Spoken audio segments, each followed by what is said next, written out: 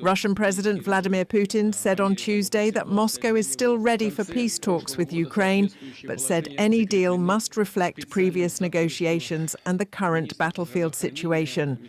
Speaking at a government meeting, Putin said future talks should be based on discussions held in Istanbul in 2022 and agreements reached during his meeting with US President Donald Trump in Anchorage in 2025.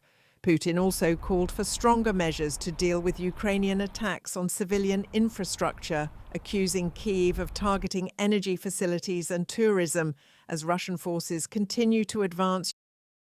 We know and see that the Kyiv regime, with its positions on the front line deteriorating rapidly as it is losing one territory after another and our soldiers are capturing one settlement after another, has adopted the tactics of hitting our civilian facilities and infrastructure. They're trying to create problems with energy supplies and affect the tourist season. Ukrainian President Volodymyr Zelenskyy responded by praising Ukraine's military units involved in recent operations against Russian targets. He said continued pressure on Moscow is showing results and pushing more Russians to question the war. The majority in Russia is already complaining to Putin that his war has no end in sight. All the current difficulties for the Russians should bring them closer to the idea that this is their war, and it is not just a stone from the sky, and that their war must end.